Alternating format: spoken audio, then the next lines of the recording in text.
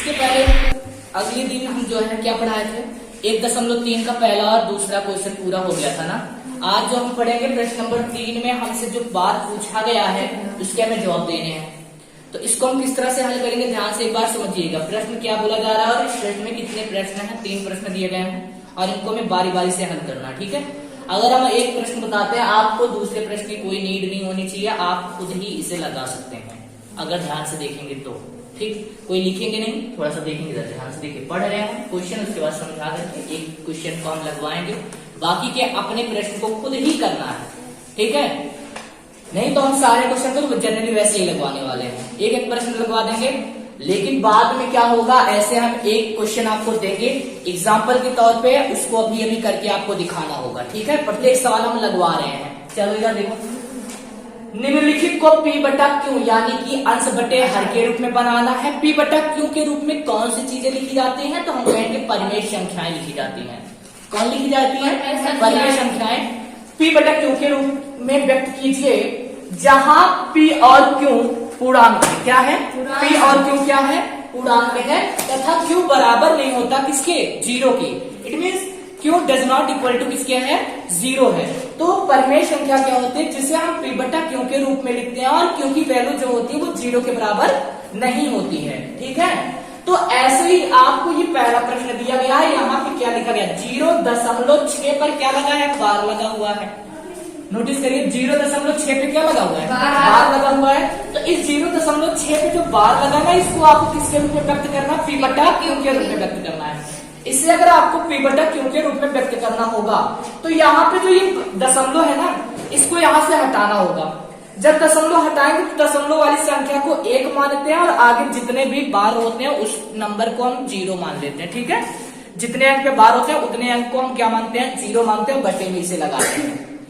तो इसको हम किस तरह से हल करेंगे, ध्यान से देखिए। इसको अगर हमें P बटा Q के रूप में बनाना है तो हम इस संख्या को यक्स के बराबर मानेंगे। किसके बराबर मानेंगे, यक्स के बराबर। आइए हल करते हैं। यहाँ पे ध्यान से देखेंगे, हल में क्या लिखेंगे, जो ये संख्या दे रखी है ना, इसको हम माना यक्स बराबर, किसके बराबर, माना एक्स के बराबर क्या मान ले, 0.6 पर क्या लगा हुआ बताइए, बार। और एक बात यहाँ पर ध्यान देनी है, जिस अंक पर बार लगा हो उस संख्या को आपको ये देखना है कि वह संख्या क्या हो रही है, वो संख्या बार बार क्या हो रही है, रिपीट हो रही है। जब संख्याएं हमारे बार बार रिपीट होते हैं तब हम उस संख्या को बार बार ना लिख करके बल्कि उसी एक संख्या को लिख कर उस पर क्या लगा देते हैं, बार लगा देते हैं। तो हमको ये पता चल जाता है कि ये संख्या पे अगर बार है तो यही 6 जो है बार बार 6 के क्रम में बार बार रिपीट होने वाला है। ऐसी सिचुएशन कब आती है, जब किसी भाग को हम कर रहे होते हैं, जब किसी संख्या को किसी संख्या से भाग दे रहे होते हैं, जब उसके शेषफल हमारे 0 नहीं आते हैं, बार बार वही शेषफल रिपीट होता रहता है, तब हम कहते हैं यह आसान आवर्ती है। तब हमें जो है वही संख्या पर बार लगाने की नीड होती है, ठीक है। और एक बात यहाँ खास बात है कि आपको ना इस सवाल को हल करते समय इस संख्या को यक्स के बराबर माननी है और जिस पर जो है बार लगा हुआ है उस बार को आपको 3 बार एक्सटेंड करने हैं। कितनी बार एक्सटेंड करने हैं, 3 बार एक्सटेंड करने हैं। उसी बार को आपको 3 बार एक्सटेंड करने हैं, यानी कि जो 6 है, 6 को आपको कितने बार एक्सटेंड करना होगा, 3 बार। एक बार पहले से जनरली है, एक बार पहले से ये है, तो इसी 6 को हम कितनी बार एक्सटेंड करने वाले हैं, 3 बार। 1 6 2 6 3 6 हो गए। जैसे 3 बार एक्सटेंड किए तो इसको हम समीकरण क्या मानेंगे, 1 मान लिए। क्या मान लिए, 1 मान लिए। अब हम क्या करेंगे, दूसरी कंडीशन क्या होती है, दोनों पक्षों में क्या करेंगे, अब दोनों पक्षों में यहां पर देखेंगे जो पहले प्रश्न दिया गया उस प्रश्न में क्या देखेंगे, दशमलव देखेंगे। क्या देखेंगे, दशमलव। यहाँ दशमलव है, दशमलव को आप क्या मानोगे, 1। दशमलव के आगे कितने अंक है, केवल 1 अंक पे बार लगा, तो कितने अंक पे बार दिख रहा है, 1 अंक पे। तो कितने 0 बढ़ाओगे, 1 0 बढ़ा लिया, कितना बन गया आपका, 10। यानी कि दोनों पक्षों में 10 से क्या करने पर, 10 से क्या करने पर, पूरा करने पर, ठीक है। ये 10 से गुणा क्यों की, ये बात समझ में आई। अगर मान लीजिए हमारे पास यहाँ पे 0.473 दिया है और ये तीनों अंक के बार है, तो हम किससे गुणा करेंगे? तो हम दशमलव को क्या मानेंगे? एक मानेंगे। दशमलव के आगे बार वाली संख्या को देखेंगे कितने अंक पर बार लगा हुआ है, 1 अंक, 2 अंक, 3 अंक, तो तीनों अंक को क्या बना लेंगे? 0 बना लेंगे। जब तीनों अंक को 0 बना लेंगे किससे गुणा करेंगे? 1000 से गुणा करेंगे। वही बात आई समझ में? अब यहाँ पे समझ में आए 10 से क्यों गुणा कर दिया हमने? अब हमें 10 से दोनों पक्षों में गुणा करना है, यानी कि हमारा बायां पक्ष हो गया, ये कैसा पक्ष हो गया? दायां पक्ष। 10 का गुणा x से कर देंगे, 10 x से करना, 10 x बराबर 10 से इसको गुणा करना है, यानी 0.6666 ना, वो गुणा किससे करना? 10 से करना है। इधर जब से गुणा करेंगे 0 0 0 0 0 हो जाएगा, 1 छके 6 छके 6 छके 6 छके 6 1 सुनना तो हो गया ना, 0 6 6 6 6 0। ऊपर देखो कितने के बाद दशमलव? 1 2 3 4 5, 1 2 3 4 5 ना,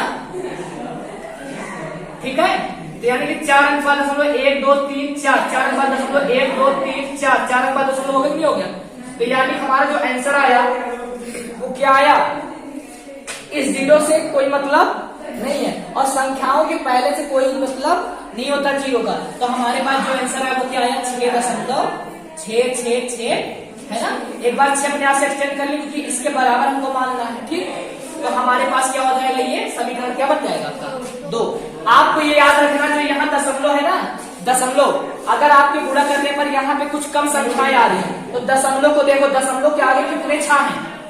4 6 है, तो दशमलव के आगे यहाँ भी आपको कितने छह बनाने पड़ेंगे? 4 6 बनाने पड़ेंगे, ठीक है, जिससे कि दशमलव के आगे वाली संख्याएं हमारी क्या हो जाए? 0 हो जाए।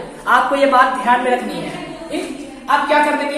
ये समीकरण 2 बन गया। समीकरण 2 में से समीकरण 1 को क्या करने पर? घटाने पर, ठीक है। समीकरण 2 ये है, समीकरण 2 में से समीकरण 1 को घटाना है। ये कितना है? 10x। 10x में से 1x निकालेंगे, कई x बचेगा? 9x बचा। अब 6.6666 में से 0.6666 घटा देना है, तो 6.6666 में से 0.6666 घटा देना है, 0 0 0 0। अब क्या हो जाएगा? दशमलव लगाओ, 6 में से 0 जाएगा 6, यानी दशमलव के आगे जो 0 होता है उससे कोई मतलब नहीं होता है। तो हमारे पास केवल आंसर कितना आएगा? 6 आएगा। तो हमें x की वैल्यू निकालनी है, तो 6 बटा क्या हो जाएगा? ये गुणा करना, इधर क्या करना है? भाग। तो x बराबर 3 दूनी 3 त्रिका 9, तो 2 बटा कितना आ गया? 3। यही हमारा क्या हो जाएगा? आंसर। हमें प्रश्न में बोला गया था इसे p बटा q के रूप में व्यक्त करना, ये p बटा q के रूप में व्यक्त हो गया कि नहीं हो गया? हो गया। अब अगला बताएं, नोट करोगे आप लोग? फटाक से नोट करोगे।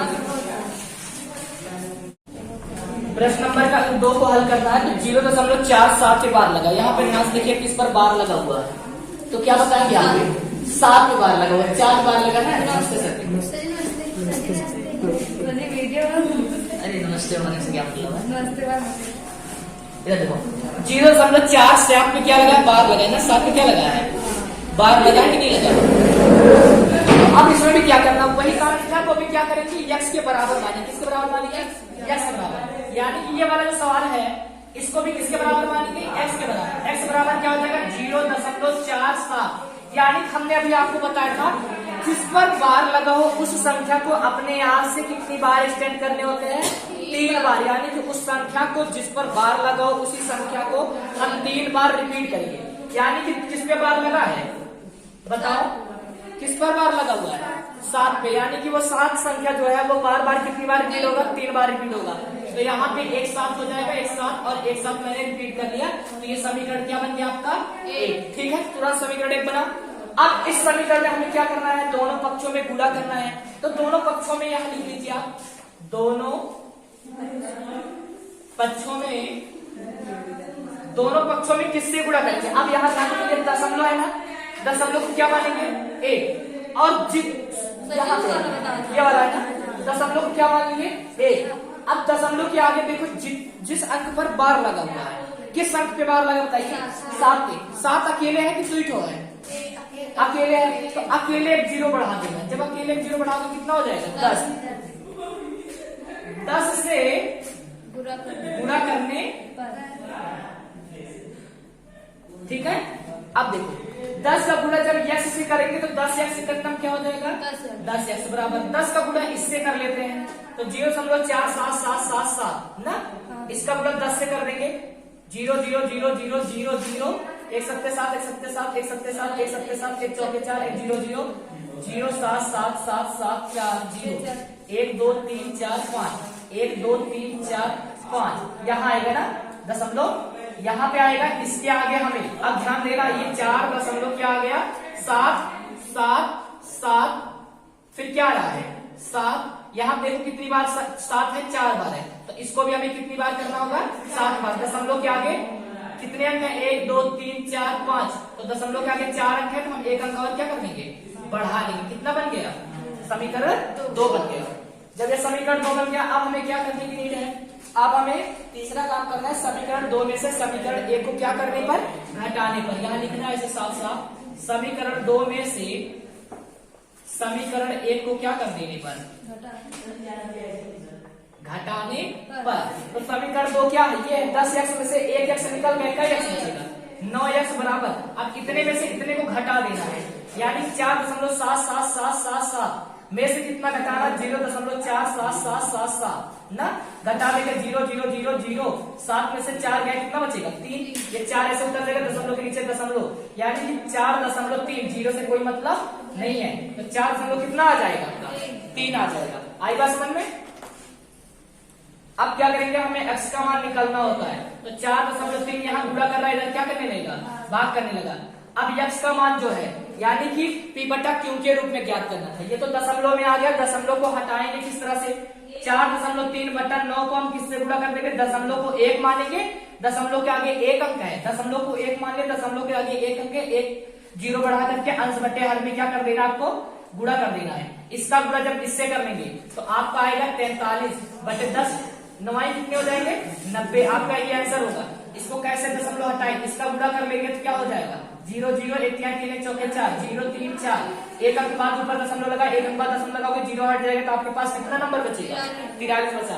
आया समझे कि नहीं आया आया है किसी को कोई समस्या है बोलो। ये नहीं आया दशमलव को हमें हटाने की नीड है यहाँ पे तो दशमलव को हटाने के लिए दशमलव को हमने क्या माना 1 माना ठीक है। और दशमलव के आगे देखना कितने अंक है कुल 1 अंक है तो 1 0 बढ़ा लिए तो 10 बटा 10 ऊपर नीचे यानी कि अंश और हर में दोनों से गुणा करना होगा जिससे कि हमारे दोनों में दशमलव का काम खत्म हो ठीक है। तो यहाँ 43 से बढ़ के क्या हो जाएगा 90 यानी इसको हम पूरा कर दिए 43.0 आ रहा था 43 हम लिखेंगे दशमलव के आगे 0 की कोई जरूरत नहीं पड़ती है तो 43 सिमिलरली हो गया। और यहाँ पर 10 से जब 9 को गुणा करते हैं 10 9 कितना हो जाता है 90 हो जाता है। बात समझ की नहीं आई ठीक है। चलो जल्दी नोट करो इसे लास्ट सवाल है लास्ट क्वेश्चन में पढ़ेंगे ठीक है। ध्यान से देखिए 0.001 पे क्या लगा हुआ है बार लगा हुआ है। इस प्रश्न को सेम उसी के जैसा करना जैसे कि अभी हमने पहले दोनों प्रश्न बताया ठीक है।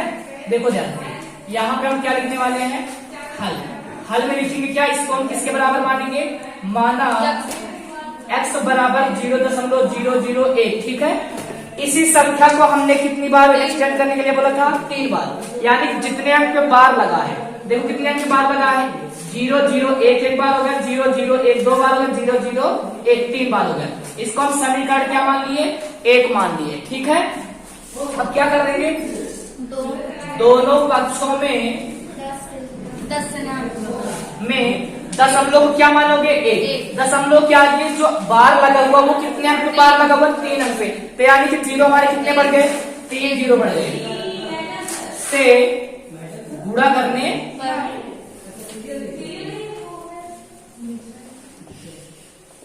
ठीक है दोनों पक्षों में गुणा करने पर। अब यहाँ पर 1000 का गुणा जब हम x से करते हैं तो क्या हो जाएगा 1000 x हो गया ठीक है। अब 1000 का इतनी भारी संख्या में किस तरह से गुणा करेंगे इधर लिखेंगे कैसे करते हैं 0.001001001001001 ठीक है। अब हमें किससे गुणा करना है 1000 से करना है। इधर देख लो एक बार फिर उसके बाद अपने आप करिएगा ठीक है। इधर देखो 0 का इससे गुणा करते 0 0 का 0 0 0 0 0 0 0 0 0 0 0 0 ठीक है। 1 2 3 4 5 6 7 8 9 10 11 12 13 1 2 3 4 5 6 7 8 9 10 11 12 13 यानी कि आपको 13 बार फिर जीरो बैठा जीरो का गुणा किसी भी संख्या में करोगे सारे के सारे नंबर हमारे क्या हो जाते हैं, जीरो हो जाते हैं। 2 3 4 5 6 7 8 9 10 11 12 13 एक बार जीरो का और गुणा करना 1 2 3 4 5 6 7 8 9 10 11 12 13। अब हम एक का गुणा एक से करेंगे। एक का गुणा किससे करने वाले हैं, एक से। एक कन्नम एक, जीरो जीरो हो जाएगा। एक कन्नम एक, जीरो जीरो हो जाएगा। एक कन्नम एक और दोनों क्या हो गए, जीरो हो गए। एक सुन्नम एक कन्नम एक सुन्नम शून्य एक सुन्नम शून्य एक सुन्नम शून्य ना, ठीक है। आप ध्यान देखिए ऊपर देखो कितने पे दशमलव लगाइए, ध्यान देना है 0 0 0 1 0 0 1 0 0 1 0 0 1 0 0 0। ऊपर कितने अंक पे दशमलव लगा, 1 2 3 4 5 6 7 8 9 10 11 12। 1 2 3 4 5 6 7 8 9 10 11 12 यहाँ दशमलव लगा, ठीक है। दशमलव इधर लगा है ना। अब यहाँ पर इस जीरो की कोई जरूरत नहीं होती है।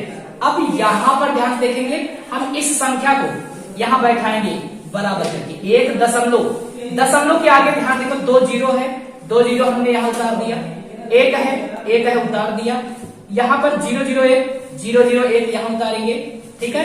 0 0 1 यहाँ से लेकर के उतारेंगे, बराबर करना है 0 0 1 0 0 यहाँ पे हम क्या कर देंगे, 1 कर देंगे, ठीक है। 0 0 1 जिससे कि हमारी संख्याएं दशमलव के बाद दोनों आपस में क्या हो जाए, बराबर रहे। क्या रहे, बराबर रहे। ऐसा आपको कुछ देखना है कि दशमलव के आगे की जो संख्याएं हैं वो हमारे क्या होनी चाहिए, आपस में बराबर होनी चाहिए। दशमलव के आगे जिससे कि घटाने पर हमारे जो आंसर आने हैं वो सारे के सारे नंबर क्या हो जाने हैं, जीरो हो जाने हैं। क्या हो जाने हैं, जीरो। अब हम क्या लिखेंगे, समीकरण 2 में से समीकरण 1 को घटाने पर, ठीक।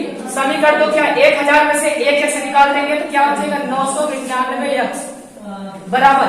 अब इसको घटाएंगे ना तो सब जीरो हो जाएगा, तो क्या आएगा, केवल 1। क्या आएगा, 1। कैसे घटाएंगे इसको, 0 1 में से क्या 0 0 0 0 0 सब घट गया, यहाँ तक जीरो हो गया।